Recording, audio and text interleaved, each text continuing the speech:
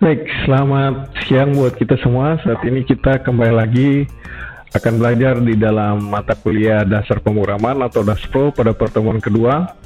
Dan pada saat ini kita akan belajar tentang konsep dasar pemrograman, kemudian sejarah singkat dari bahasa pemrograman, khususnya bahasa pemrograman Python, dan juga tentang beberapa hal yang perlu kita persiapkan sebelum kita mulai pemrograman dengan Python.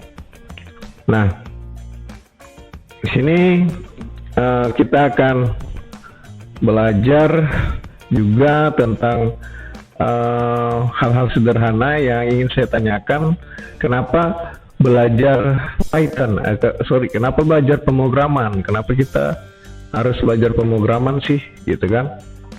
Nah, mungkin banyak yang berpikir demikian gitu. Kenapa perlu belajar pemrograman? Nah, dilihat dari skill, kemudian sistem operasi yang kita gunakan, kemudian dari latar belakang ya. Jadi kalau skill, misalnya kita punya skill apa? Kenapa kita harus belajar pemrograman? Apakah kita harus punya skill IT sebelum belajar bahasa pemrograman? Apakah kita harus punya skill di bidang komputer ya? Misalnya kita latar belakangnya bukan komputer gitu.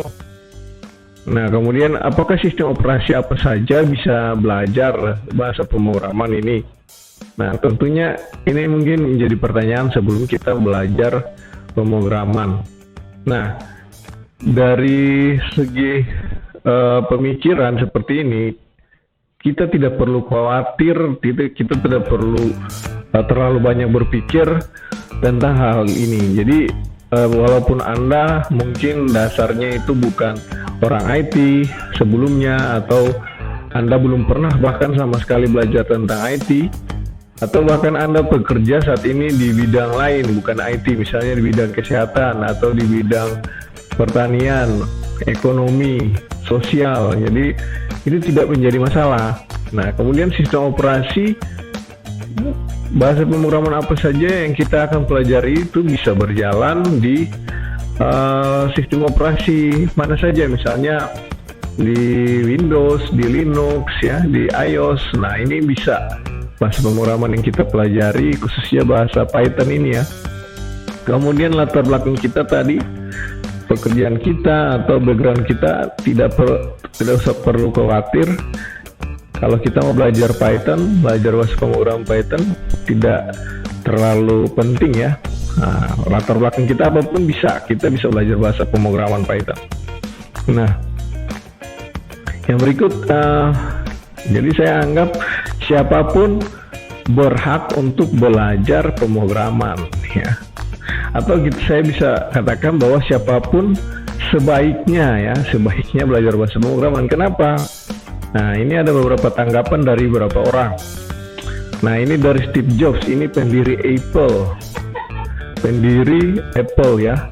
Nah, si pendiri Apple ini dia katakan bahwa menurut saya seharusnya kita di negara ini belajar tentang pemrograman, bagaimana mau cara melakukan pemrograman pada komputer, karena ini akan mengajarkan kita bagaimana cara kita berpikir. Nah, gitu ya. Jadi ketika kita belajar pemrograman, nanti bisa mengajarkan kita bagaimana cara kita untuk bisa berpikir, katanya. Ini menurut Steve Jobs. Kemudian ada orang lain lagi nih, dari si Mark Zuckerberg. Nah, Mark Zuckerberg ini pendiri Facebook ya, kalau teman-teman sudah mengenal. Nah, ini dia katakan gini, di 5 tahun mendatang programming itu akan dipelajari seperti kita belajar membaca dan menulis gitu.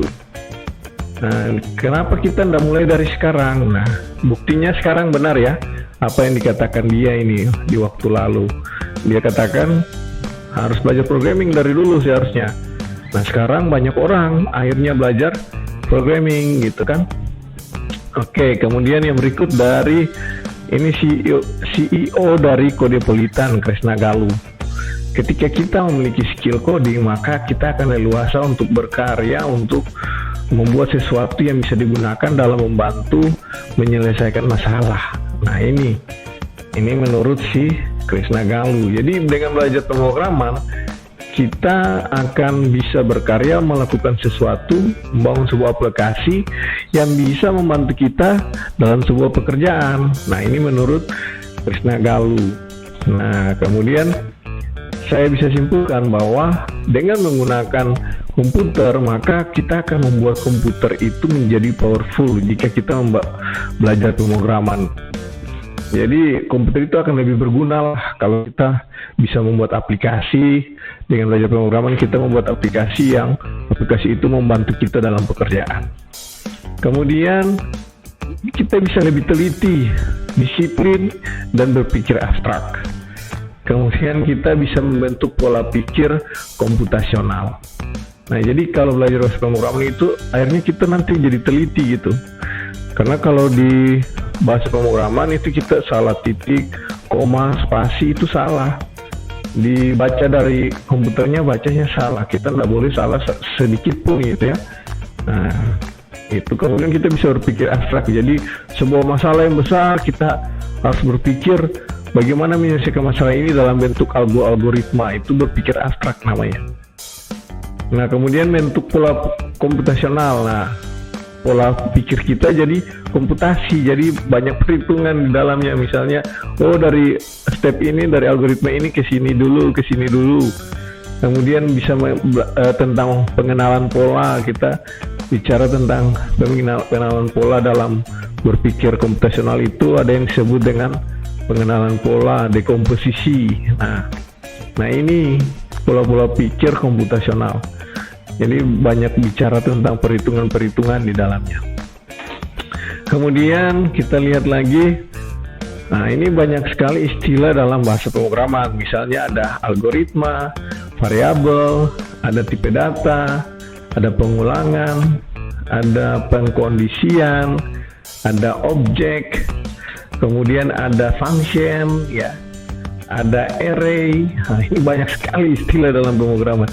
Nah, ini nanti akan kita pelajari. Kita mungkin masih bingung ya. Ini apa sih ini semuanya gitu kan. Nah, nanti kita akan coba mempelajari semuanya ini. Nah, kita akan belajar mulai dari konsep dasar. Konsep dasar ya. Nah, kita akan tahu apa itu program. Kita akan tahu apa itu pemrograman. Kemudian bahasa pemrograman itu apa ya. Nah, bahasa pemrograman. Nah, ini lihat banyak sekali bahasa pemrograman yang ada yang kita ketahui sekarang. Ada C++, ada PHP, ada Python, ada Java ya. Nah, nanti kita akan lihat nih mana bahasa-bahasa pemrograman yang populer dari yang tidak populer sampai yang populer ya. Bahasa pemrograman mengapa ada yang populer, ada yang tidak populer. Nah, kemudian salah satunya yang kita pelajari adalah Python. Nah, mengapa Python ini populer gitu kan? Kenapa kita belajar Python lah gitu? Kenapa kita belajar Python sih? Nah, ini satu, mudah dimengerti. Jadi kalau belajar Python itu katanya mudah dimengerti. Nanti kita akan lihat gimana sih mudahnya gitu Python. Nah, kemudian gratis ya. Kalau orang suka gratis ya pasti ini suka nih gratis ya. Python ya di bahasa pemrograman lain ada yang berbayar, tapi di Python gratis. Ya, kita belajar Python ini gratis gitu. Kemudian dinamik, jadi artinya dia bisa diterapkan di berbagai kasus gitu ya, baik itu di di komputer, di mobile phone atau di sistem operasi mana, itu semuanya bisa. Nah, makanya dia dikatakan dinamis. Kemudian multiplatform. Nah, multiplatform ini apa? Nah, ini bisa untuk web development. Jadi kita gunakan Python untuk pengembangan aplikasi web bisa. Kemudian apa lagi? Mobile apps. Nah, aplikasi untuk mobile bisa, untuk platform mobile bisa. Di Python bisa gitu ya. Kemudian apa lagi? Untuk desktop application, nah bisa, sangat bisa untuk desktop ya, desktop application. Jadi apa lagi? Nah, ini mulai lagi tren nih Pak Python nih. Memang sekarang Python ini lagi banyak orang sekali belajar, lagi hype, lagi trending gitu. Kemudian trending untuk apa? Data science. Biasanya orang-orang yang berkecimpung dalam pekerjaan dunia data, ilmu data, tentang pengolahan data, penggunaan data dan sebagainya, ini mereka suka gunakan bahasa Python. Kemudian untuk robotics juga. Jadi kalau mau buat robot bisa pakai Python bahasa pemrogramannya. Kemudian apa lagi? Machine learning. Ya, di zaman sekarang ini banyak sekarang kan bahasa pemrograman, aplikasi-aplikasi yang menggunakan bahasa pemrograman Python yang khusus aplikasi untuk machine learning. Nah, kemudian yang berikut adalah data analis. Nah, ini orang-orang data analis menganalisa data ini sangat senang kalau pakai bahasa pemrograman Python. Nah, mengapa disebut Python ini sangat populer? Nah, mungkin karena ini ya. Nah, mengapa kita belajar Python? Oke, berikut kita akan lihat lagi artificial intelligence ya. Jadi untuk aplikasi AI ya, sekarang banyak sekali aplikasi yang mengadopsi artificial intelligence sehingga lebih mudah dalam kita bekerja menggunakan aplikasi tersebut. Nah, ini di Python bisa sangat mudah kalau menggunakan AI.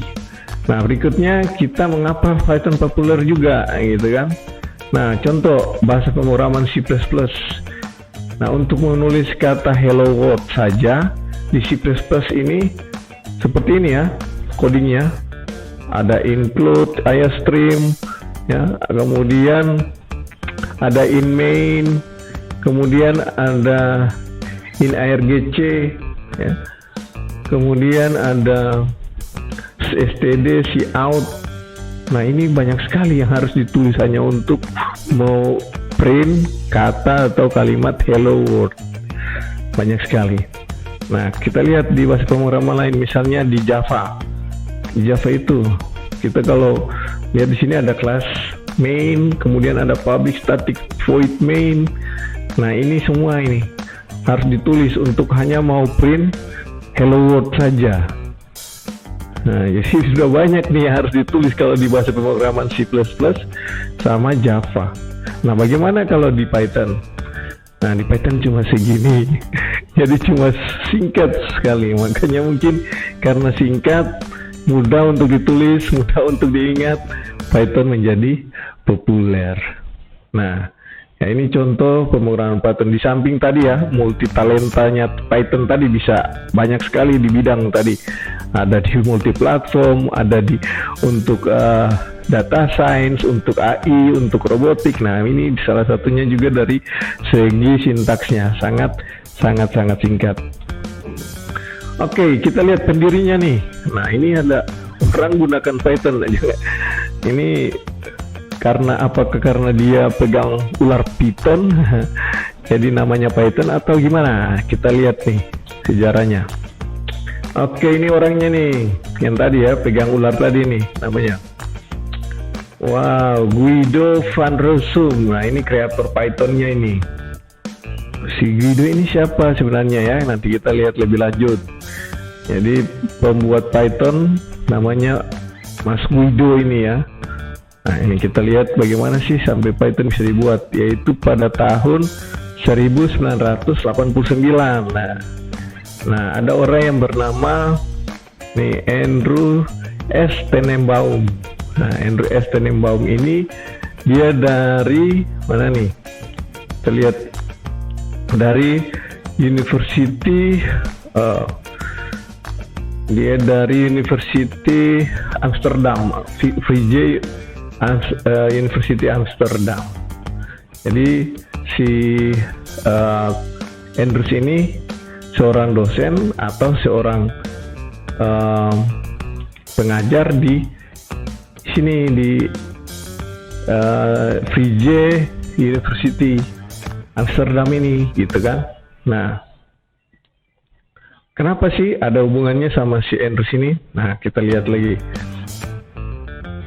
Ternyata si Andrews ini sampaikan kepada Guido van Rossum nih. bro. Nah, bro gitu kan. Nah, Guido jawabnya ini, WhatsApp sob. Nah, lalu si Andrews katakan lagi nih, si itu tahu bahasa untuk amuba. Hah? Amuba, nah, gitu kan. Amuba. Nah kan rata-rata kita tahu, bahkan Guido tahu amuba itu ya bakteri gitu kan. Amuba katanya. Si Andrews jawab, iya amuba gitu. Amuba